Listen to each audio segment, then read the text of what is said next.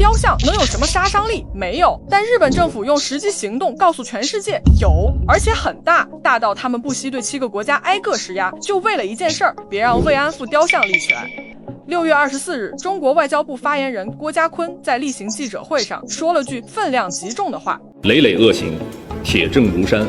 不容否认。这句话不是凭空来的，起因是泰国媒体刊登了一篇文章，标题就叫慰安妇不能被抹去。文章直接点出了2战时期日本在亚洲多地建立慰安所，形成制度化军事性奴役的罪恶历史。泰国、菲律宾等地区国家出于种种原因不愿正视，甚至刻意淡化这段历史，阻碍了真相的世代传承。而就在前不久，新西兰奥克兰市计划设立一座慰安妇雕像，可铜像还没运到，日本政府的施压电话已经打过去了，项目被叫停。这还不是孤立，近年来美国、加拿大、德国、澳大利亚、菲律宾全都经历过同样的剧本。民间团体发起，日本政府施压，个别国家顶不住就范了。东亚、北美、大洋洲、欧洲，日本的外交机器绕着地球挨个跑，就盯着一件事儿，封住雕像的嘴。你想啊，一尊不会说话的雕像，铜铸的，站那不动，他不骂人、不开炮、不发表声明，日本政府怕什么？怕的就是他站那不动，让日本人坐不住的，从来不是什么雕像，是雕像背后那段铁一样的历史。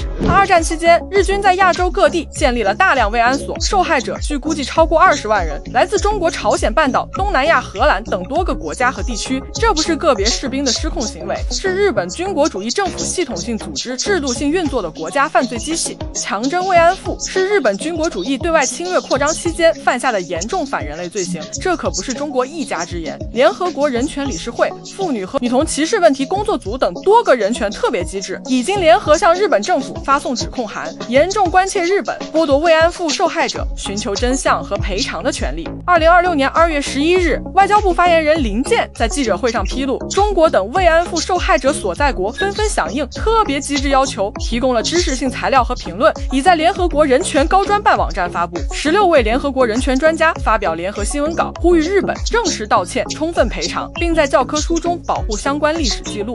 说白了，这不是中国一家的事儿。朝鲜半岛、东南亚多少受害者穷尽一生，等到头发白了，人走了，都没能等来一句正式道歉。更荒诞的是什么？今年3月，日本文部科学省对高中教科书进行审定，部分教科书公然使用不存在强制的表述，强征劳工不存在强制，慰安妇不存在强制，玩弄文字游戏模糊史实，这一套日本用了多少年了？要知道，河野洋平1993年以官房长官身份发表了著名的河野谈话，明确承认日本政府参与慰安所的设置管理，承认强制手段的存在，表示反省和道歉。30多年过去了，河野洋平已去世，而日本政坛看看高市早苗，1994年就当面质问时任首相村山富市为什么要承认侵略战争是错误的。2002年发文践踏河野谈话，否认慰安妇，否认南京大屠杀，30年如一日，死不认账。日本满世界追着雕像跑，打着外交施压的旗号，骨子里就是心虚。一尊雕像就能让他们坐不住，为什么？